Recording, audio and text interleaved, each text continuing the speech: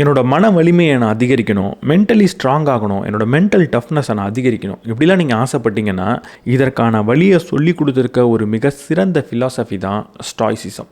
Stoicism இதை சொல்லி கொடுத்த அளவுக்கு மற்ற ஃபிலாசபி சொல்லி தந்ததே கிடையாதுன்னு சொல்லலாம்.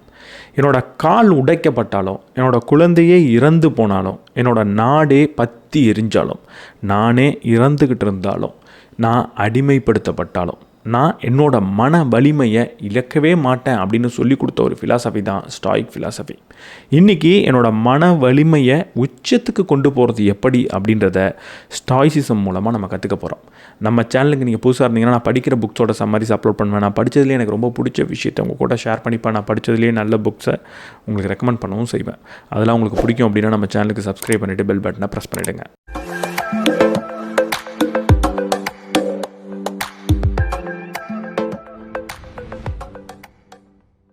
மன வலிமையை பற்றி நமக்கு சொல்லித்தந்த ஸ்டாயிக் ஃபிலாசபர்லேயே ரொம்ப முக்கியமான நபர்னா அது கண்டிப்பாக எபிக்டெட்டஸாக தான் இருக்கும். ஏன்னா மற்ற ஸ்டாயிக் ஃபிலாசபர்ஸை விட அதிகமான கஷ்டங்களை அனுபவித்தவர் இவர் தான். ஒரு அடிமையாக இருந்தார். அவரோட காலை அவரோட எஜமான் உடைச்சும் எரிஞ்சார்.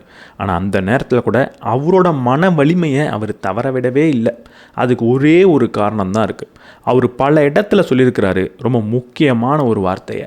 உங்கள் சக்திக்கு உட்பட்ட விஷயத்தில் உங்களோட சிறந்த வேலையை காட்டுங்க, மற்ற இடத்துல அது எப்படி இருக்கோ அப்படியே ஏற்றுக்கோங்கன்னு சொல்கிறார்.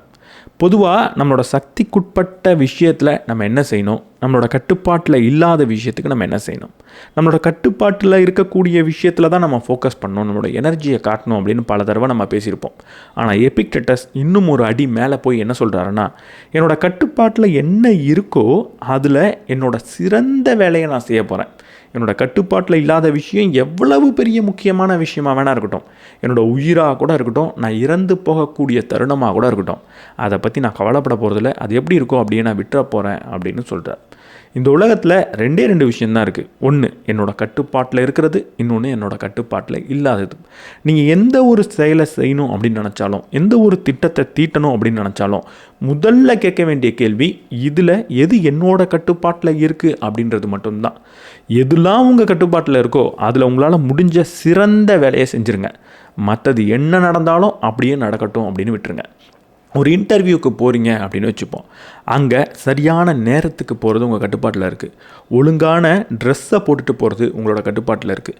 ஒழுங்காக படிச்சுட்டு போகிறது உங்களோட கட்டுப்பாட்டில் இருக்குது. ஆனால் அந்த இன்டர்வியூவில் நீங்கள் பாஸ் ஆக போகிறீங்களா ஃபெயில் ஆக போகிறீங்களா அப்படின்றது உங்கள் கட்டுப்பாட்டில் இல்லை. உங்கள் கட்டுப்பாட்டில் இருக்கக்கூடிய விஷயத்தில் உங்களால் முடிஞ்ச சிறந்த வேலையை செய்யுங்க. இந்த உலகத்திலேயே இருக்கிற சிறந்த வேலையை நீங்கள் செய்யணுன்ற அவசியம் கிடையாது. உங்களால் என்ன சிறப்பாக செய்ய முடியுமோ அதை செய்யுங்க. எல்லாரை விட நீங்கள் சிறப்பாக இருக்கணும் அப்படின்ற அவசியம் கிடையாது. இன்றைக்கி நீங்கள் செய்யக்கூடிய வேலையில் மற்றவங்களை விட நீங்கள் சிறப்பாக இருக்கணுன்ற அவசியம் கிடையாது. அடுத்த நாள் காலையில் எந்திரிச்சு நேற்று இந்த வேலையை நான் இன்னும் கொஞ்சம் சிறப்பாக செஞ்சுருக்கலாமேன்னு நீங்கள் யோசிக்காத அளவில் இன்றைக்கி வேலை செய்யுங்க. அது உங்கள் கட்டுப்பாட்டில் இருக்கும்போது மட்டும். உங்கள் கட்டுப்பாட்டில் இல்லாத விஷயத்தை அப்படியே ஏற்றுக்கோங்க. இந்த ஒரே ஒரு விஷயத்தை நீங்கள் கற்றுக்கிட்டிங்கன்னா மன வலிமை அப்படின்றது ரொம்பவே எளிமையாக உங்களுக்கு கிடைக்க ஆரம்பிக்கும்.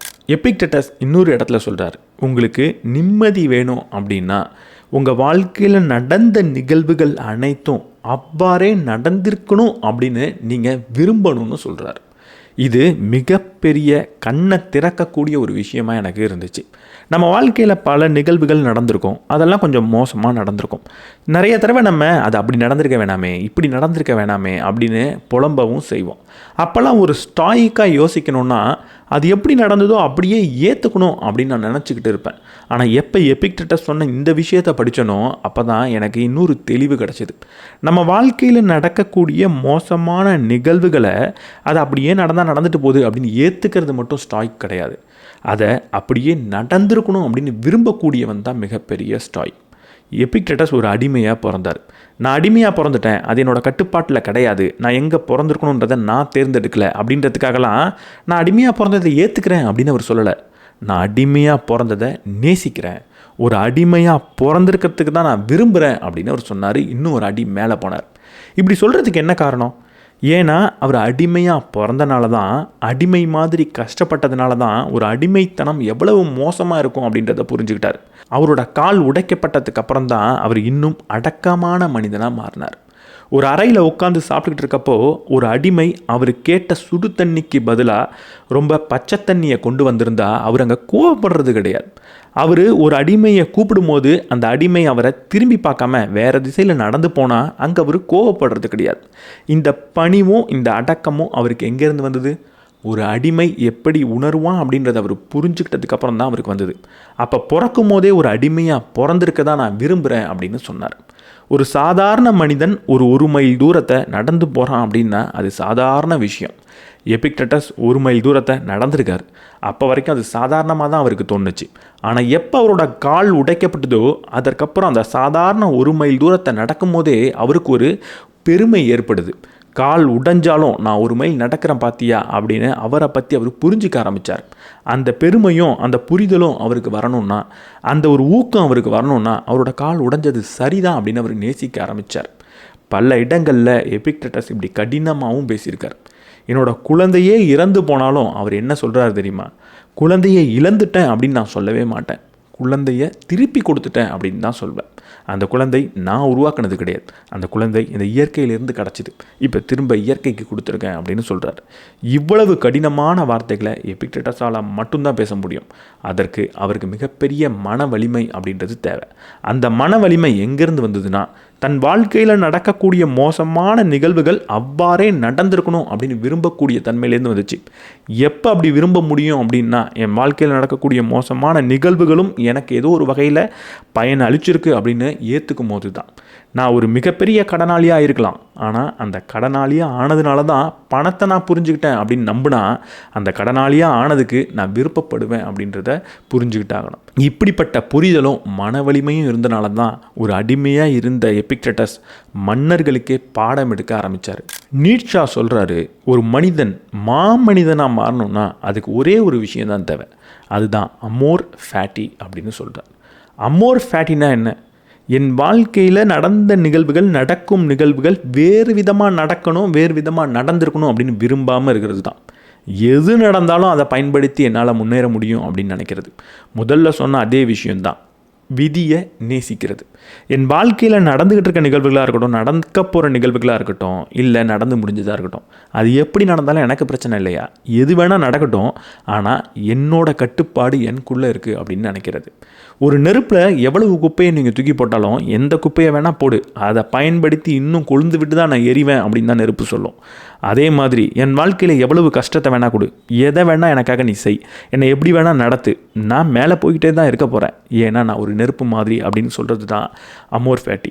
என் வாழ்க்கையில் நடக்கக்கூடிய நிகழ்வுகள் வேறு விதமாக நடந்திருக்கணுமே அப்படின்னு சொல்கிற மட்டும் தான் மன வலிமை அப்படின்றது கிடையாது. மன வலிமைக்கு ஒரே ஒரு விளைவு தான் இருக்குது, நீ என்ன வேணால் பண்ணிக்க, நான் என்ன செய்யணுமோ அதை என்னால் செய்ய முடியும் அப்படின்னு சொல்கிறாரு. எபிக்டட்டஸும் ஒரு இடத்துல சொல்கிறாரு, நான் என்னுடைய எஜமான் அப்படின்னு சொல்கிறார். அவர் ஒரு அடிமையாக இருந்தார், அதனால் யாரையும் அடிமைப்படுத்தணும் அப்படின்னு அவர் நினைக்கல. ஆனால் அவர் அடிமைப்படுத்திக்கணும் அப்படின்னு ஆசைப்பட்டார்.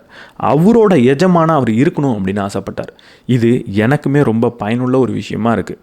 இன்றைக்கி சாயங்காலம் 5 மணிக்கு 5லேருந்து 6 வரைக்கும் ரொம்ப கடினமான உடல் பயிற்சியை நான் பண்ண போகிறேன் அப்படின்னு சொன்னேன்னா நான் ஒரு ராஜாவாக பேசுகிறேன், ஒரு எஜமானாக பேசுகிறேன். அந்த 5 மணி வந்துருச்சுன்னா நான் ஒரு அடிமையாக மாறி ஆகணும். என்னோட ராஜா, என்னோட எஜமான் 5 மணிக்கு நான் கடினமாக உடல் பயிற்சி பண்ண போகிறேன்னு சொல்லிட்டாரு, பண்ணணும்னு ஒரு உத்தரவிட்டுட்டாரு. இப்போ ஒரு அடிமையாக இருக்கக்கூடியன்னா அந்த உடல் பயிற்சியை கடினமாக பண்ணி ஆகணுமே, இல்லைனா என்னோட ராஜா, என்னோட எஜமான் கோவப்படுவாரே அப்படின்னு பயந்து ராஜா மீதும் ஒரு எஜமான் மீதும் ஒரு நம்பிக்கை வச்சு ஒரு பாசத்தை வச்சு நான் அந்த வேலையை செஞ்சேன்னா நான் ஒரு அடிமையாக இருக்கேன்னு அர்த்தம். அப்படிப்பட்ட அடிமை மிகப்பெரிய மனவலிமை கொண்டவனாக இருக்கான். நம்ம வாழ்க்கையில் மன வலிமையோட ஒரு மிகப்பெரிய ஆளாக ஆகிறோம் அப்படின்றதுக்காக யாரையும் நம்ம கட்டுப்படுத்தணுன்ற அவசியம் கிடையாது. ரொம்ப கடினமான ஒரே ஒரு நபரை தான் நம்ம கட்டுப்படுத்தணும், அது நம்ம தான். அடுத்த சில மணி நேரத்தில் நான் என்ன செய்வேன்னு சொல்கிறேனோ அதை நான் செய்யணும், நாளைக்கு நான் என்ன செய்வேன்னு சொல்கிறேனோ அதை நான் செஞ்சு முடிக்கணும். அதுக்கு மன வலிமைன்றது தேவை. அந்த மன வலிமை இருக்கிறப்போ வாழ்க்கையில் நடக்கக்கூடிய நிகழ்வுகள் இப்படி நடக்கணும் அப்படி நடக்கணும்னு நம்ம ஆசைப்பட மாட்டோம். எப்படி வேணால் நடந்துட்டு போட்டோம், நான் என்ன செய்யணுமோ அதை செய்வேன் அப்படின்னு சொல்வேன்.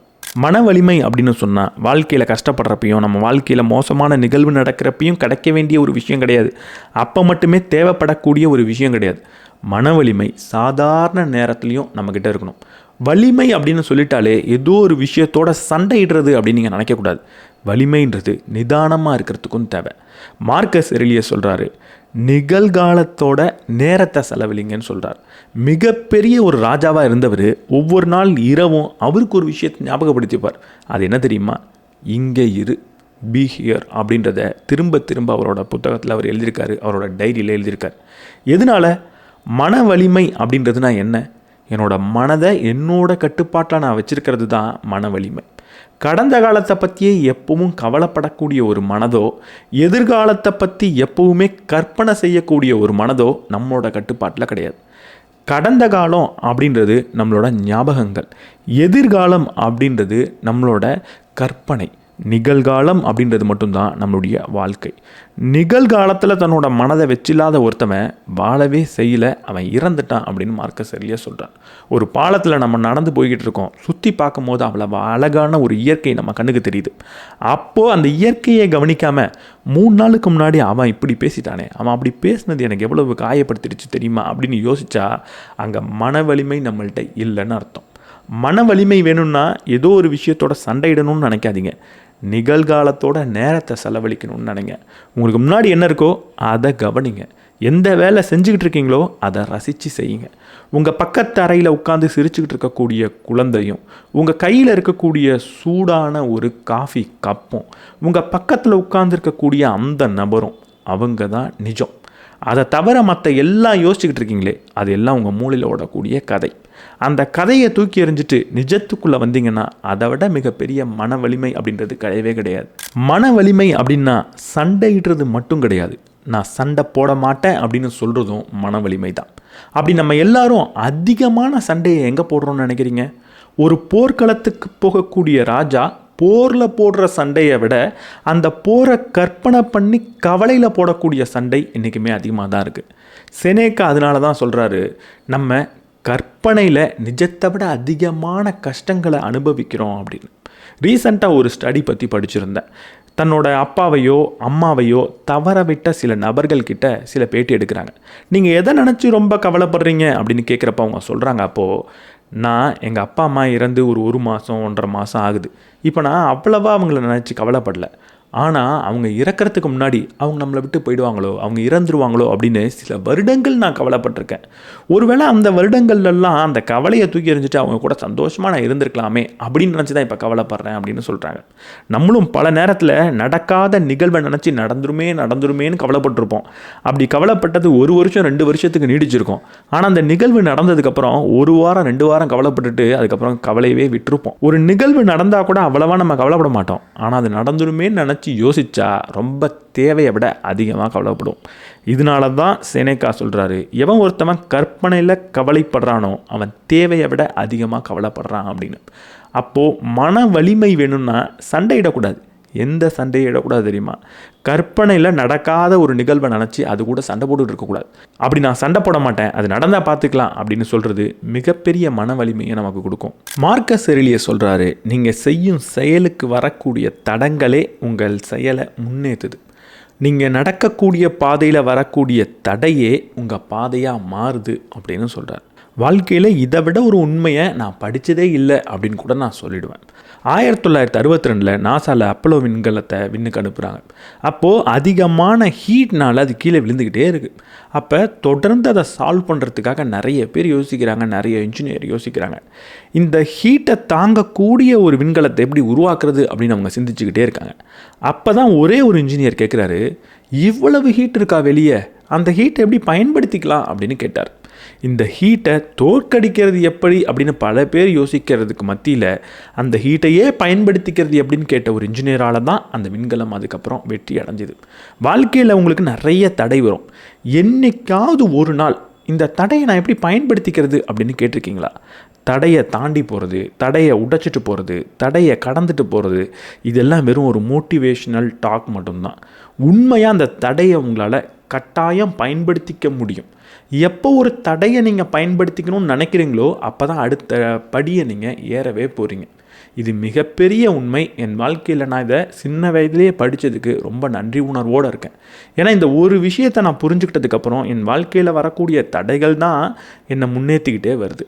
நீங்கள் ரொம்ப யோசிக்க வேணாம், என்னோடய சேனலில் இருக்கக்கூடிய வீடியோ ஒன்று எடுத்து பாருங்கள். கண்டிப்பாக நிறைய வியூ வாங்கின சேனல் வேறு வேறு பேக்ரவுண்டில் இருக்கும் அப்படின்றத நீங்கள் பார்க்கலாம். முக்கியமாக சில வீடியோ ஒரு ஹோட்டலோட பேக்ரவுண்டில் இருக்கும். நான் வீடியோவே எடுக்க முடியாது அப்படின்னு யோசித்தது தான் அந்த ஹோட்டல்.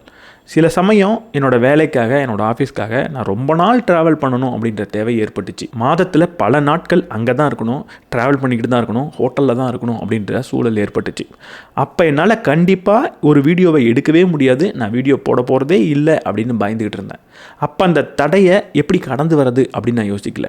அந்த தடையை எப்படி நான் பயன்படுத்திக்கலாம், இந்த ஹோட்டல் ரூமையே நான் எப்படி பயன்படுத்திக்கலாம் அப்படின்னு யோசித்தப்போ தான் அந்த ஹோட்டலுக்கு என்னோடய கேமரா, ட்ரைபாட் எல்லாத்தையும் பெரிய பெரிய பொட்டியில் தூக்கிட்டு போய் வீடியோ எடுத்தது.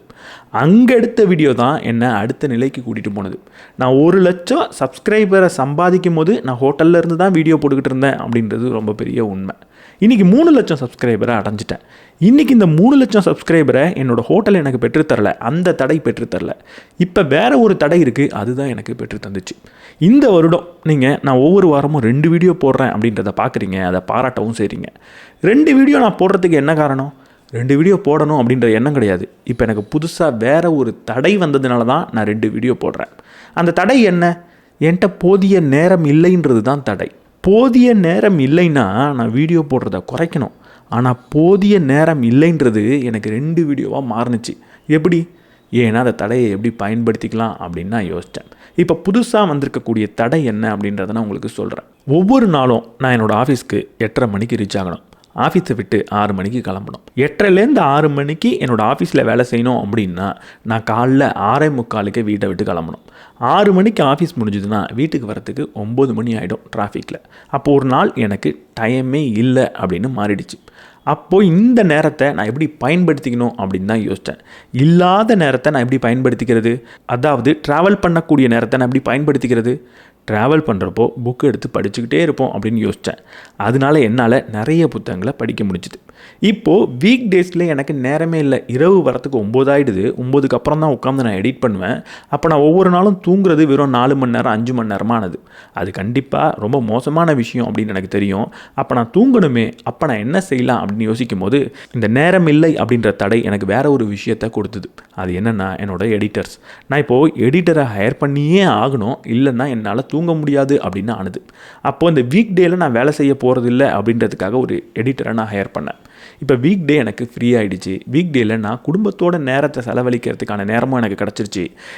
நான் கொஞ்சம் என்டர்டைன் பண்ணிக்கிறதுக்கான நேரமும் எனக்கு கிடச்சிருச்சு. அப்போ வீக்கெண்டில் கொஞ்சம் எக்ஸ்ட்ரா நேரத்தை என்னால் எடுத்துக்க முடியும் அப்படின்னு ஆனது. வீக்கெண்டில் 2 வீடியோவை நான் ஷூட் பண்ணோம், அவ்வளோதான் என்னோடய வேலை. இப்போ அந்த வீடியோவை நான் ஷூட் பண்ணிக்கிட்டு இருக்கேன், என்னோடய எடிட்டர்ஸ்க்கு நான் கொடுத்துக்கிட்டு இருக்கேன், அவங்க எடிட் பண்ணிக்கிட்டு இருக்காங்க. நான் ட்ராவல் பண்ணக்கூடிய நேரத்தில் படிச்சுக்கிட்டு இருக்கேன். அதனால் 2 வீடியோ இப்போ வாரம் வந்துக்கிட்டு இருக்குது. ஆனால் அதே நேரத்தில் நான் கொஞ்சம் ஃப்ரீயும் ஆகிட்டேன். எப்போ தடை வருதோ அந்த தடையை எப்படி பயன்படுத்திக்கலான்னு யோசிச்சு பாருங்கள். அது தடையே கிடையாது, அதுதான் நம்மளோட பாதை அப்படின்றத நீங்கள் புரிஞ்சுப்பீங்க. கண்டிப்பாக அதுதான் உங்களை அடுத்த நிலைக்கு கூட்டிகிட்டு போகும். இந்த ஒரே ஒரு விஷயத்தை மட்டுமாவது இந்த வீடியோலேருந்து கற்றுக்கோங்க. இது உங்களுக்கு மன வலிமையை அதிகரிக்கும். எப்பயாவது ஒரு தடை வருதா, சந்தோஷமாயிடணும். இந்த தடையை எப்படி தான் நான் பயன்படுத்திக்கிறது அப்படின்னு உட்காந்து யோசிக்க ஆரம்பிச்சிடணும். அதை விட பெரிய மன வலிமை அப்படின்றது உங்களுக்கு என்ன வேணும்? லைஃப்பில் அடுத்த தடவை உங்களுக்கு ஏதாவது ஒரு தடை வரப்போ சும்மா உட்காந்து ஒரு 1/2 மணி நேரம் 1 மணி நேரம் இந்த தடையை எப்படி நம்ம பயன்படுத்திக்கலாம் அப்படின்னு உட்காந்து எழுத ஆரம்பிங்க. கண்டிப்பாக அது மிகப்பெரிய வரமாக உங்களுக்கு தெரியும். வாழ்க்கையில் கடினமான நேரங்கள் வரப்போ நீங்கள் கவலைப்படவே கூடாது. கடினமான நேரங்கள் கடினமான மனிதர்களை உருவாக்கும் அப்படின்றது தான் இயற்கையோட நீதி. எது கடினமாக இருக்கோ அது கடினமாக ஆக்குது அப்படின்றத நீங்கள் தவிர்க்கவே முடியாது, எல்லாரும் ஏற்றுக்கிட்டே தான் ஆகணும்.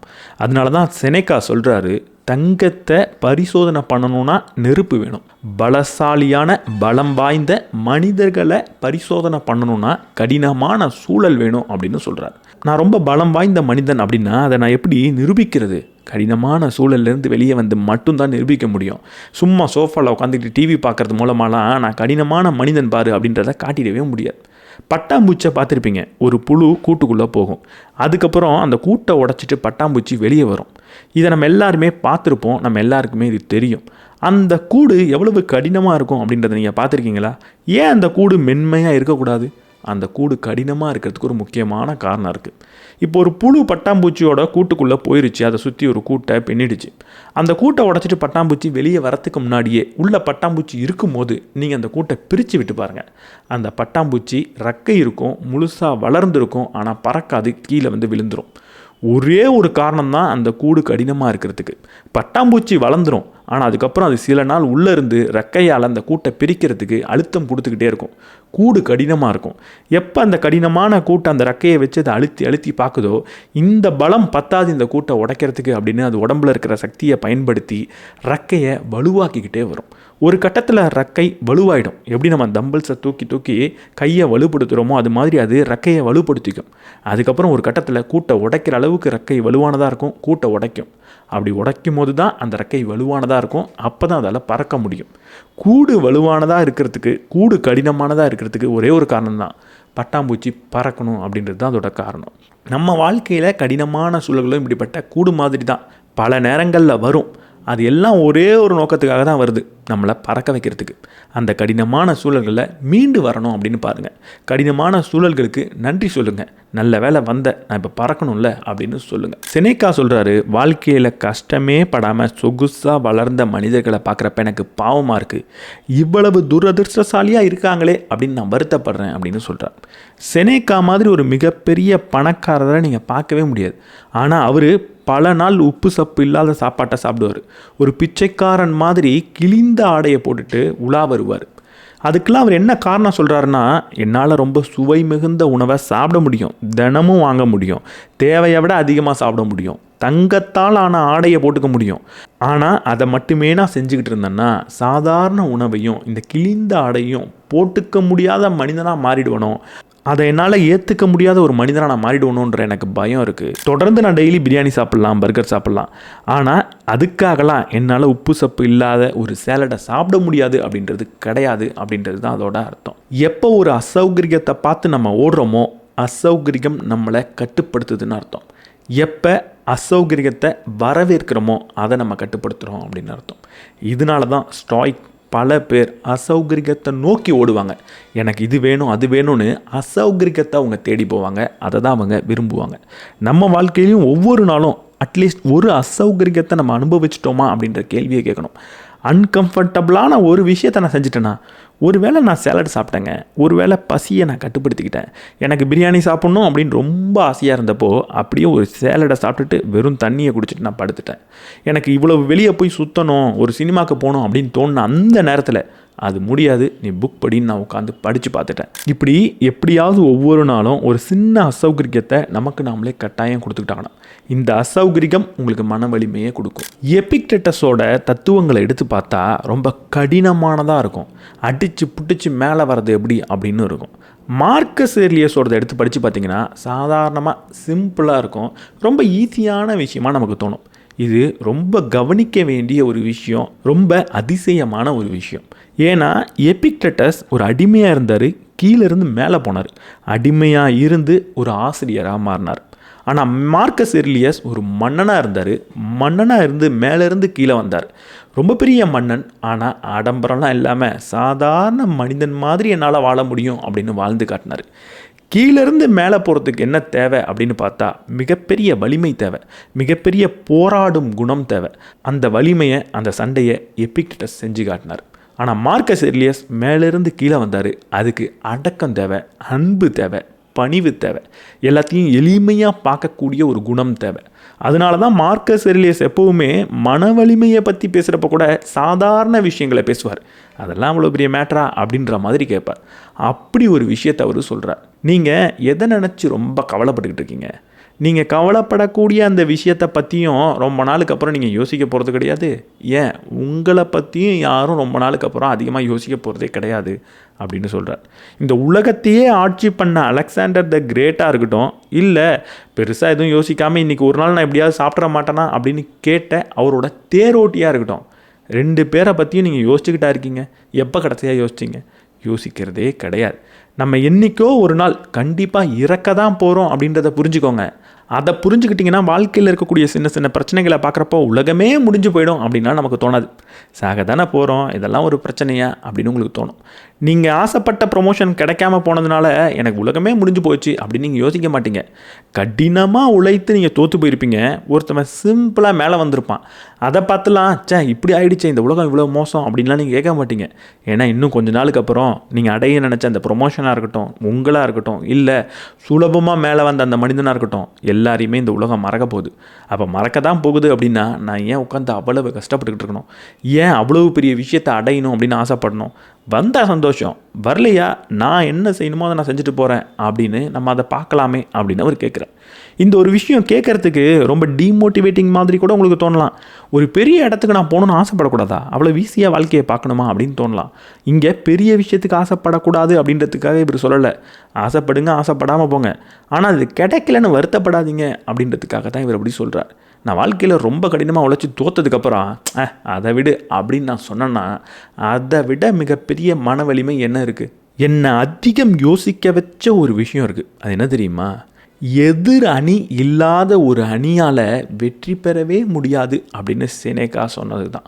எனக்கு ஒரு காம்படிட்டர் அப்படின்னு இல்லைன்னா நான் வெற்றி அடைய முடியுமா ஒரு போட்டியில் போயிட்டு? அப்போ வாழ்க்கையில் வரக்கூடிய பிரச்சனைகள் அனைத்தும் இப்படித்தான். செனேகா சொன்னதை படிக்கும்போது எனக்கு இன்னொரு விஷயம் தோணுது. எதிரணி இல்லைன்னா என்னோடய அணியால் வெற்றி பெற முடியாதுன்றது கிடையாது, என்னோடய அணியால் விளையாடவே முடியாது. நான் ஓட்டப்பந்தயத்தில் விளையாடணுன்னா என் கூட ஓடுறதுக்கு ஆள் தேவை, எனக்கு ஒரு எதிரின்றது தேவை. என் வாழ்க்கையில் இருக்கிற பிரச்சனைகள் இல்லைன்னா நான் வாழவே முடியாது. இதே மாதிரி தான் மைக்கேல் ஜார்டனை ஹைஸ்கூல் பாஸ்கெட்பால் டீம்லேருந்து வெளியே அனுப்பிச்சிருந்தாங்க. ஆஃப்ரா வின்ஃப்ரீயை ஒன்றெல்லாம் டிவியில் காட்ட முடியாது, நீ அதுக்கு தகுதியே இல்லை அப்படின்னு வெளியே அனுப்பிச்சி வச்சுருந்தாங்க. ஜேகே ரவுலிங் எழுதின ஹாரி பாட்டரை 12 பப்ளிஷர் இது எங்களுக்கு வேணாம், இது அவ்வளோ ஒர்த் இல்லை அப்படின்னு சொன்னாங்க. ஆனால் அதுதான் $1 பில்லியன் சம்பாதிச்சு கொடுத்தது. இப்படி வாழ்க்கையில் வரக்கூடிய தோல்விகளை தாண்டியும் அவங்களாம் வெற்றி அடைஞ்சாங்கன்னு நான் சொல்லவே மாட்டேன். அந்த தோல்வியால் தான் வெற்றி அடைஞ்சாங்க. எப்போ இதுக்கெல்லாம் நீ தகுதியே இல்லை அப்படின்னு ஒரு நபர் என்னை சொல்லி உதாசனப்படுத்தி வெளியே அனுப்புகிறாரோ, நமக்கு அதுக்கு தகுதி இல்லையா, நான் செஞ்சு காட்டுறேன் பாரு அப்படின்ற உத்வேகம் எனக்கு பிறகுது. வாழ்க்கையில் வரக்கூடிய தோல்விகள் அனைத்தும் நமக்கான ஆசிரியர்கள். தோல்வியை தாண்டி வெற்றி அடைஞ்ச நபர் அப்படின்னு ஒரு நபரை என்னால் பார்க்கவே முடியாது, நான் பார்த்ததே கிடையாது. தோல்வியால் வெற்றி அடைஞ்ச பல வெற்றியாளர்களை பற்றி நான் படிச்சிருக்கேன். தோல்வி உங்களுக்கு ரொம்ப ரொம்ப முக்கியம், அதுதான் உங்களோட ஆசிரியர். தோல்வியை இப்படி விரும்ப ஆரம்பிச்சிட்டிங்கன்னா வாழ்க்கையில் தோற்று போகிறப்ப துவண்டா போவீங்க. மன வலிமையோட அதை எப்படி எதிர்கொள்ளணும் அப்படின்னு தானே பார்ப்பீங்க. ஸ்டாய்சிசம் நமக்கு சொல்லி கொடுத்துருக்க ரொம்ப முக்கியமான ஒரு விஷயம் இருக்குது. ஒழுக்கம் அப்படின்றது ஆசையை கட்டுப்படுத்துறதுல கிடையாது, ஆசையை முந்தி கொள்றதுல தான் இருக்குது. இன்னும் கொஞ்சம் நேரம் தூங்கலாம் அப்படின்னு ஆசை வரத்துக்கு முன்னாடியே எந்திரிக்கிறது தான் ஒழுக்கமே தவிர, இன்னும் கொஞ்சம் நேரம் தூங்கலாம் அப்படின்னு தோணுனதுக்கப்புறம் அதை கட்டுப்படுத்திக்கிட்டு எந்திரிக்கிறது ஒழுக்கம்ன்றது கிடையாது. மார்க்கஸ் எர்லியஸ் ஒவ்வொரு நாளும் காலைல படுக்கையிலேருந்து எந்திரிக்கும் போது இந்த விஷயத்த சொல்வாராம். நான் இப்போ கட்டாயம் எந்திரிச்சாகணும், ஏன்னா நான் ஒரு மனிதன், எனக்கான வேலைகள் இருக்குது அப்படின்னு சொல்லிட்டு உடனடியாக அங்கேருந்து எந்திரிப்பாராம். அதை தவிர வேறு எந்த ஒரு சிந்தனையும் மூளையில் வரத்துக்கு முன்னாடியே அவர் அங்கேருந்து எழுந்து அவரோட வேலையை செய்ய ஆரம்பிச்சிருப்பார். ரொம்ப குளிராக இருக்கே, இன்னும் கொஞ்சம் நேரம் போத்திட்டு தூங்கலாம் போல இருக்கே அப்படின்ற வார்த்தைகள்லாம் அவரோட எண்ணத்தில் ஓடவே ஓடாது. அதுக்கு முன்னாடியே அவர் எந்திரிச்சிருவார். வாழ்க்கையில் ஒழுக்கமாக இருக்கணும் அப்படின்னா உடனடியாக செயலை செஞ்சாகணும். எல்லாம் சரியாகட்டும் அப்படின்னு நீங்கள் காத்துக்கிட்டு இருக்கக்கூடாது. இல்லை ஒரு விதமான சூழல் அமையணும் அப்படின்னு நீங்கள் காத்துக்கிட்டு இருக்கக்கூடாது. ஒரு செயல் செய்யப்பட வேணும் அப்படின்னா உடனடியாக செஞ்சாகணும். உடனடியாக செஞ்சிங்கன்னா தேவையில்லாத உணர்வுகள் வரத்துக்கு முன்னாடி அதை நீங்கள் செஞ்சுருப்பீங்க. அங்கே நீங்கள் சிறப்பாக செயலும் பட்டிருப்பீங்க. 300 ஸ்பார்டன்ஸை பற்றி நம்ம படிச்சிருப்போம். கிட்டத்தட்ட 1,00,000 பெர்ஷியன் ஆர்மியை அவங்க கொல்லவும் செஞ்சாங்க.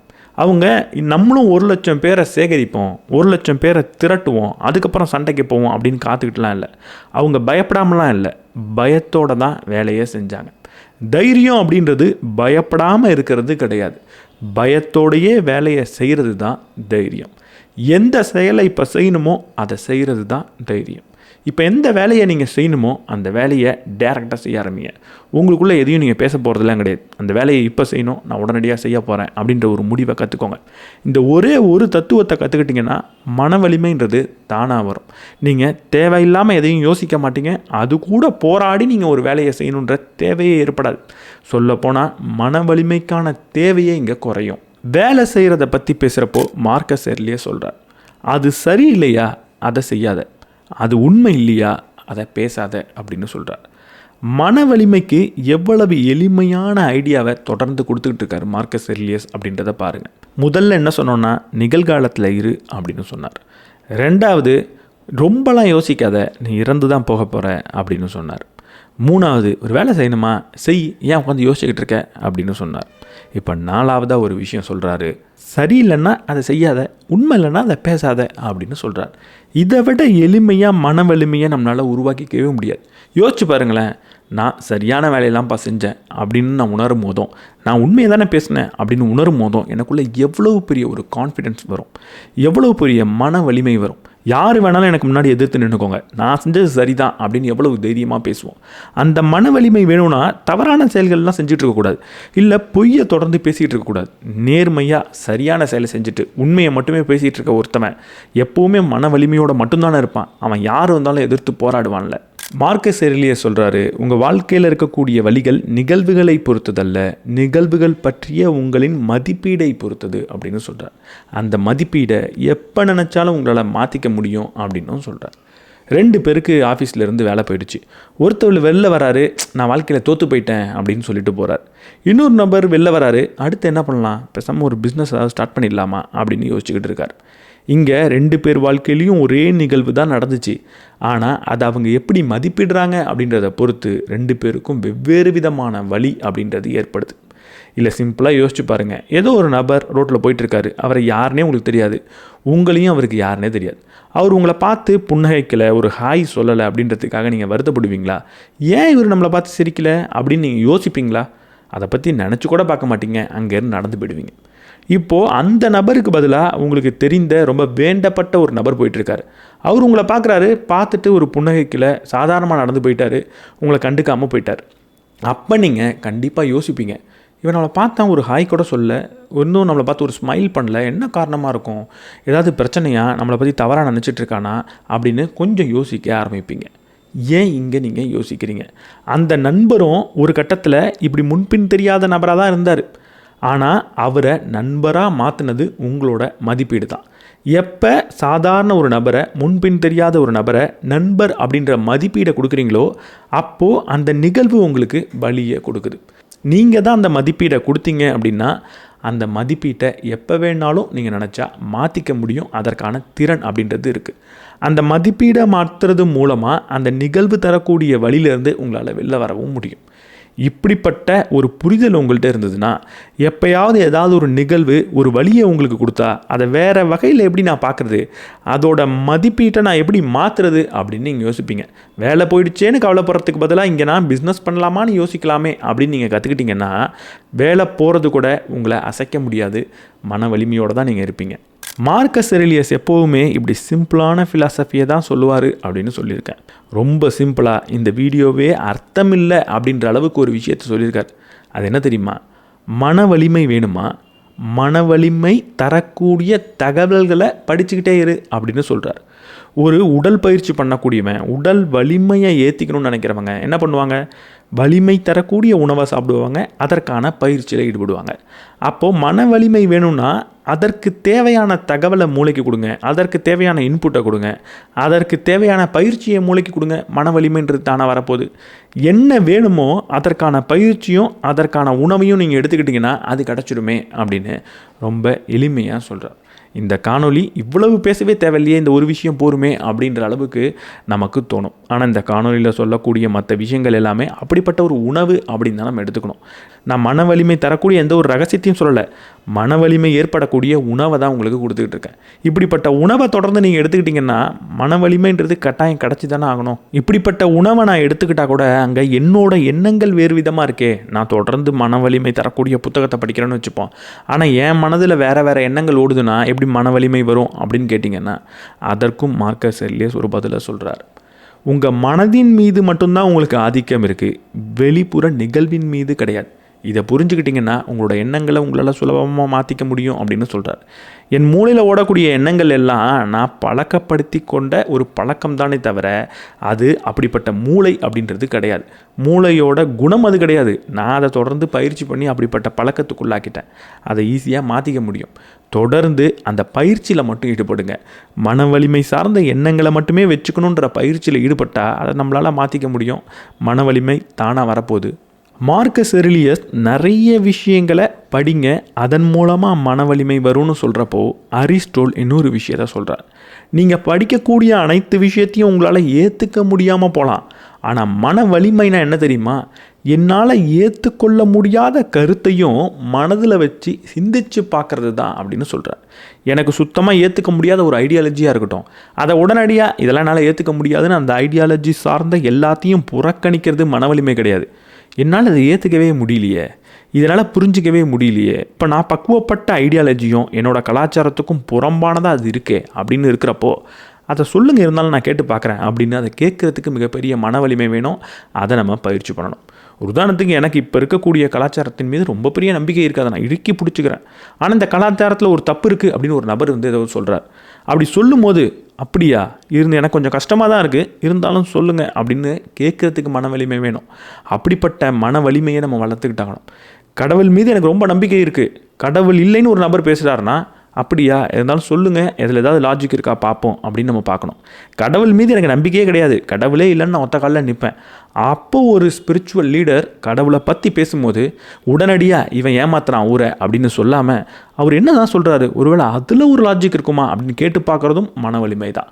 என்னோடய ஐடியாலஜி தாண்டி எனக்கு புறம்பான கருத்தை ஒருத்தர் சொல்கிறப்ப கொஞ்சம் நிதானமாக என்ன தான் சொல்கிறாரு அப்படின்னு அதை ஜட்ஜ் பண்ணாமல் கேட்குறது மிகப்பெரிய மன வலிமை.